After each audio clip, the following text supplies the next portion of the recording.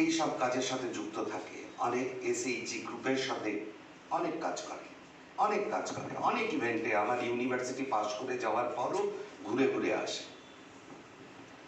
তাই আমার বক্তব্যের শুরুতে আমি শ্রদ্ধা জানাই এখানকার মাননীয় প্রিন্সিপাল স্যারকে, আমি আমার আন্তরিক শ্রদ্ধা জানাই এখানকার শিক্ষক মহাশয়, শিক্ষিকাদের, বিশেষ করে পৌলমিত বোনের মতন, তাকে আলাদা করে বলার কিছু নেই।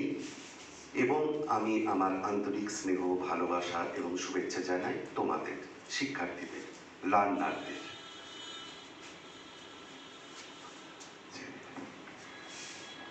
যে কথা অঞ্জনবাবু বলেছেন, আমাদের ইতিহাস গরিমাময়। আগে আমরা অর্গানিক ফার্মিংই করতাম। বিভিন্ন এনশিয়েন্ট হিস্ট্রি থেকে, কালচার থেকে, স্ক্রিপ্ট থেকে আমরা যে স্বামীনাথনকে, প্রফেসর এম.এস. স্বামীনাথন, যিনি গ্রিন রিভলিউশনের একজন, অনেকের মধ্যে একজন সক্রিয় কর্মী ছিলেন, তার ফলে কি হলো, তার রেকমেন্ডেশন অনুযায়ী আমরা হাইল্ডিং ভ্যারাইটি চাষ করলাম, আমরা এই ধরনের ডিজিজ রেজিস্ট্যান্ট ভ্যারাইটিগুলো চাষ করলাম, আমরা সিনথেটিক ফার্টিলাইজার মানে এই যে ইউরিয়া এগুলো বেশি ব্যবহার করলাম, তার সাথে ইরিগেশন ফেসিলিটি বেড়েছে, হাইব্রিড শিটগুলো এসছে, এইসব নিয়ে গিয়ে তার জন্য আমাদের কি ক্ষতি হয়? মাটির পোকামাকড় নষ্ট হয় এবং জৈব ভূ রাসায়নিক চক্র, বায়োজিও কেমিক্যাল সাইকেল, মানে যে কোনো জিনিস প্রকৃতিতে যে প্রাণী এবং এই ভূপৃষ্ঠ, সমুদ্র, মাটি, বাতাস এর মধ্যে দিয়ে ঘুরে বেড়াচ্ছে। নাইট্রোজেন শরীরে আসছে, গ্যাস আকারে বেরিয়ে যাচ্ছে, আবার ব্যাকটেরিয়া সম্বন্ধন করছে, মাটির ব্যাকটেরিয়া আবার গাছে আসছে, গাছ থেকে মানুষে আসছে।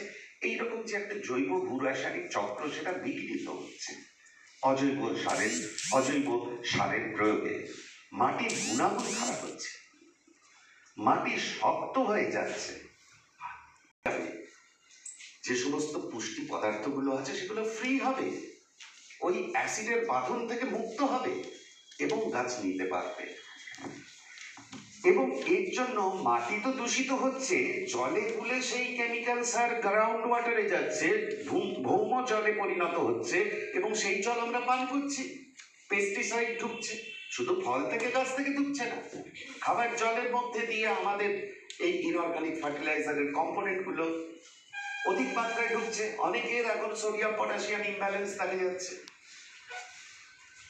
এবং যেগুলো সবচেয়ে ডেঞ্জারাস, সেগুলো হচ্ছে হেভি মেটালস, ভারী মৌল, ক্যাডমিয়াম, লেড, মার্কারি, এই সমস্ত জিনিসগুলো, সেগুলো আমাদের শরীরে ঢুকে যাচ্ছে, কেননা ওগুলো হচ্ছে ওই সারের সাথে আসছে মাটিতে, ভারী মৌলগুলো।